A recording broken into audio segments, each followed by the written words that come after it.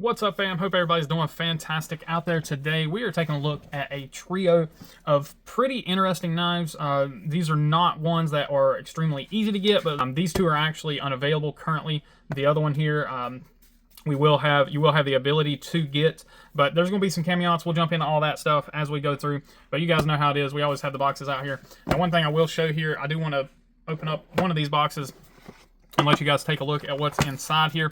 Now, we're not going to talk about the OEM. Here's what I was wanting to show you. So it does come with a full set of hardware. So you've got bearings, you've got washers, you've got anodized hardware, so everything matches. You got all your screws, you've got lock plate insert, which is really important. And one of the things that I believe it was Lefty that talked about with these knives is, you know, when you're working on or working with a company that is not USA based, and the knives are not easily available, then getting spare parts and things like that is next to impossible.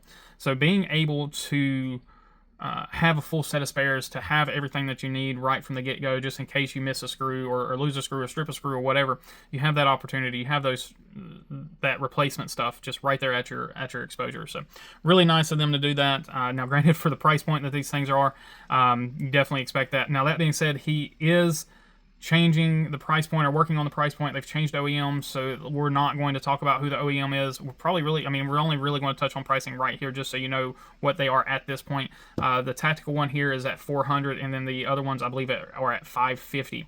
So definitely a steep price point. But again, he knows this. It's Dashkoff Knives. These are the Stinger models. Again, I'm sorry, it's taken a while to get to that point. I'm a little rusty right now, but definitely an interesting knife. I like the design. This is his first design, and I really think he killed it. I think he knocked it out of the park. There's a few little tweaks here and there. Everybody said the exact same thing, so I'm really just going to regurgitate a lot of stuff that everybody has already said about these knives, but we're going to go about it nonetheless. We'll start with the tactical version, just because it is the only one that is slightly different. And then we'll go through the specs on it, and I'll hit on some of the other specs that are slightly different as we go through. Now, all your knives are going to have this same kind of a dagger profile to them. The handles are extremely, extremely similar. There is just some slight differences in the width. We'll talk about that here as we go as well. But as far as the overall dimensions, they're fairly similar. So your blade length, you're looking at 3 3/8 of an inch. Your handle is 4 3/4, so 4.75. Overall, we're 1 1/8. And then here's where you'll start to get some differences. Your handle height here, or excuse me, your blade height is 1.12 here in the thumb stud version, the tactical. The thumb hole versions are a little bit taller at 1.19. And then also the width, or excuse me, the thickness, the blade stock is slightly different as well. Here on the thumb stud version, it's 3.4 versus 3.5 on the other two versions. So I don't know if there's a ton of, or what caused that difference, or if it's just a difference in manufacturing, but both of these measured at 3.5 and this one measured at 3.4. So again, just keep that in mind. Your handle height here is, excuse me, your handle, you're looking at 4.75. I think I already said that. Your handle height is 0.96, and that's pretty much across the board. There are very slight differences, but that is pretty much it across the board. And then your thickness here is 0.56 here on the aluminum version, and 0.76 here at the pocket clip. And then your carbon fiber versions are carbon fiber and titanium versions are 0.52 and 0.66. So because they use a different clip, they are definitely a little bit thinner on the profile, and you can certainly feel that in hand as well. Then overall, of course, we're looking at 8 1/8. Again, I believe I've already said that. Your carry profile here on the tactical version is a lot thinner. Well, I mean, not a ton thinner. It is considerably thinner, though, at 1.28 inches here on your carry profile at the highest point. On the other two versions, because you do have the thumb hole here and everything, it does get it wider. It is 1.47 on these other two versions. So again, you do have more of a drastic carry profile there on the other two versions. Weight, 4.6 ounces here on your aluminum. The titanium is the heaviest at 5.4 ounces, and then 4 ounces for your carbon fiber variant. Now, the tactical does use aluminum and titanium on the liners. All of these are liner lock versions. I personally, I think the tactical one is my favorite. Really surprised by that, just because not really my bag, honestly. But I think this one handles the best out of all of them. I think there's a couple other people that have said just the exact same thing, but the action is amazing on these things. It is really money. And then the thumb studs are great. Everything is good. Needs a little more liner lock access, but again, everybody's already talked about that. The lock bar access is pretty bad on all of these. It's worse on these two than it is on this one, in my opinion. And then the I think just some slight differences on manufacturing tolerances and things like that. Like these two have drastically different detents. This one has a really great detent, very similar to the carbon fiber one. The titanium one has a very light detent.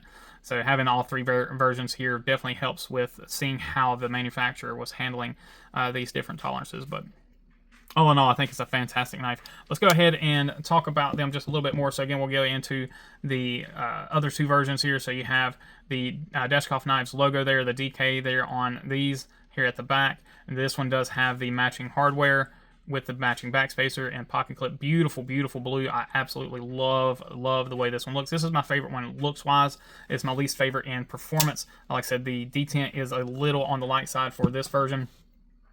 And then I think the lock access, it seems to be a little bit more difficult to access the lock bar on this one. And kind of regurgitating a little bit of what KC said from Nice Fast, he had trouble getting pinched with these things, and I get pinched just about every time I go in to close these knives. I have to be really careful and make sure I just set my thumb just in the right spot.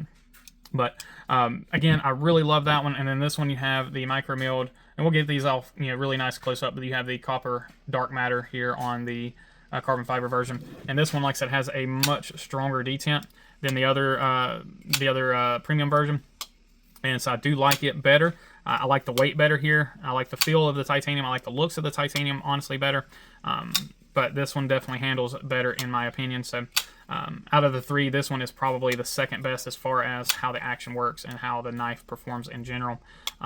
Honestly, it's not a bad looking knife either. I think if it was anything other than the copper carbon fiber, it would be my favorite. I'm just not a huge fan of this kind of the dark matter copper stuff. It might even be dark matter orange. I don't know. So we'll get these things up close and personal. Let's go ahead and do that now. We'll start with the tactical version and just go from there. Now this one does say it's a different brand, Virtus Culture, so I don't know if this is like his like a sub brand or whatever. And then it looks like this one does have a bit of a boo-boo.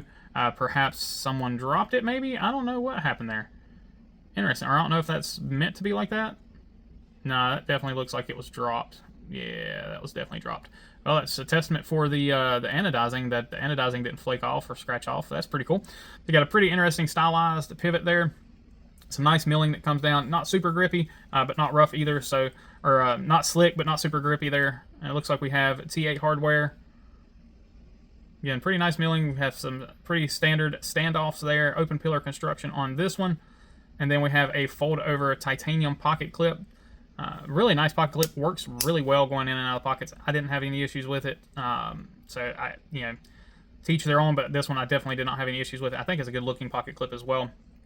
Really nicely done here. And then we come in, we have a beautiful stone wash, dark wash looking primaries, and then hand satin on the flats. Full swedge. I mean, it's a dagger profile, so it's basically a half swedge and a half primary grind. Very pokey, very stabby, very slicey as well. These perform quite well in cut tests. Yeah, I'm not going to go crazy with them, but doing just what little bit of testing that I do, it's absolutely performed well. The sharpening looks to be really nice on them. Now this one is Magna Cut. The other two are M398. So there you have the Magna Cut. And lockup is spot on this thing. Let's go ahead and check our centering. Centering is perfect. And let's look at that tip grind. Ooh, man, that is a beautiful tip grind. No issues with that whatsoever. Come in and take a look. And again, a beautiful plunge grind. Can't really get much better than that. Thumb studs are done well, and it looks like we've got a little spot here to maybe stick a very small Allen key or something in to be able to help turn these thumb studs without worrying about scratching them up, which is pretty smart, although it'd have to be a very, very strong little bitty whatever it is to stick in there and not bend or whatever. But again, just a really good looking blade. It's not super duper thin behind the edge, but because you have this kind of dagger profile, it is going to slice quite well. And it's not a super thick blade material either, here being at 3.4, so it's again not super duper thick. Jimping's not super aggressive, but it does work well. It does lock you in when you do really lock into it, but it's not very aggressive, so you have to lock into it for the jimping to really work. All right, let's go ahead and get into the next one here. Bring in the titanium version. We're going to go fairly quick on these. And titanium, you just have a micro milled titanium here. non-contoured, but it is chamfered. And again, we have some beautiful blue accents. Now it is a single-sided tooling on these screws. So you have a lanyard hole there that comes through, and then your screws tool in from this side. And then the pocket clip screws in from the back. Yeah, absolutely love that blue. We are perfectly centered, and it looks like our tip grind is spot on again. As far as I can tell, it's kind of hard to see there, but looks good. We can see we have a little bit taller blade here, so you do have that exposed jimping here on this side. It does not work for a front flipper. At least I can't get it to work for a front flipper, so your mileage may vary. We have a stone wash here, almost like a pearlescent wash, and then flats are hand satin again. Same blade profile, and this one, the plunge grind is actually not as good on this, so some slight differences there. So we'll bring that other blade in and take a look here side by side.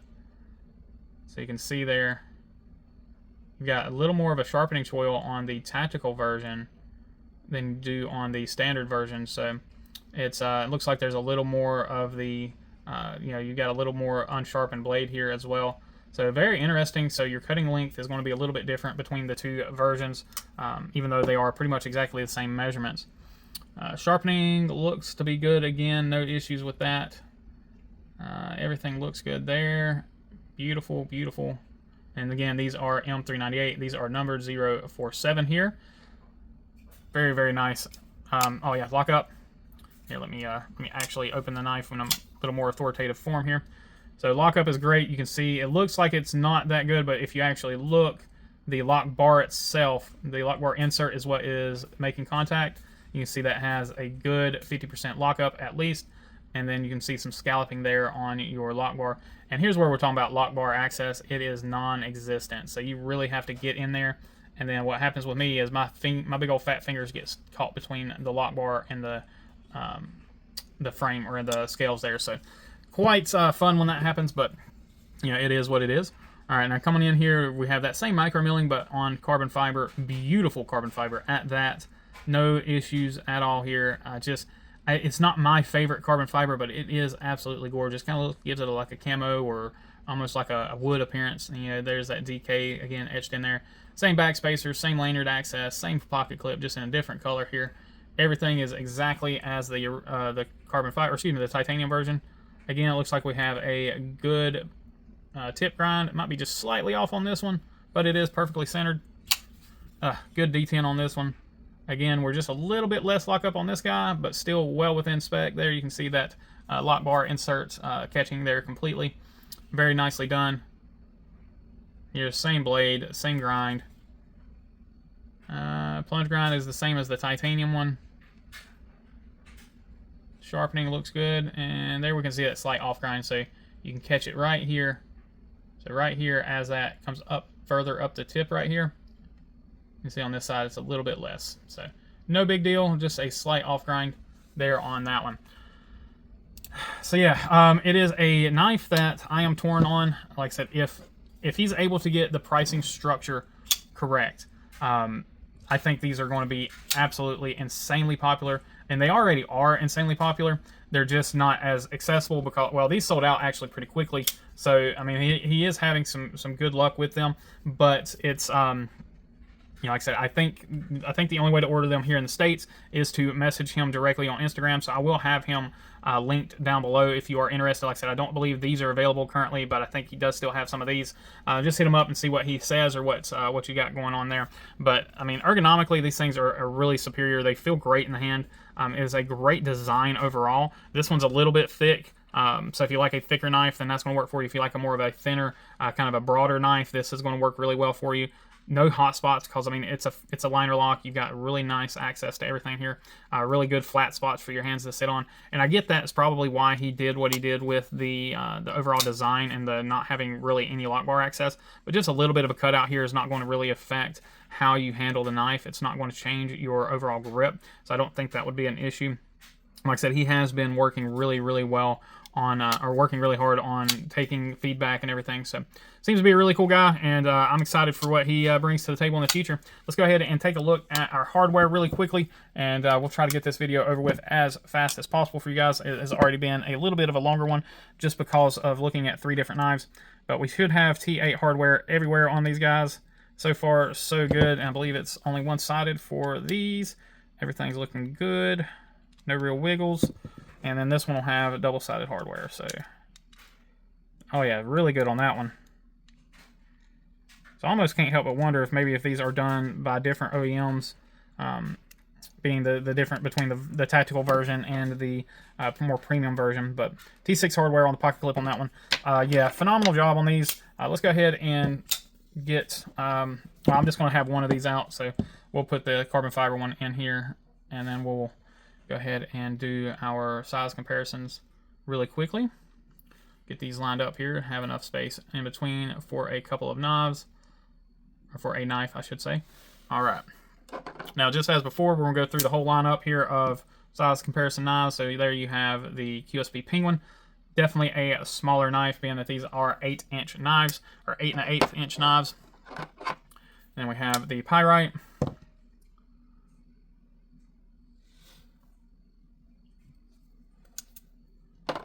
Then we have the Drop Bear. Militol coming right up. Militol is going to be pretty close, but still a smaller knife.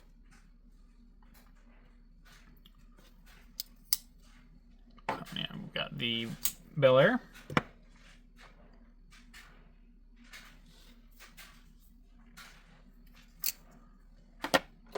And we have the Malibu.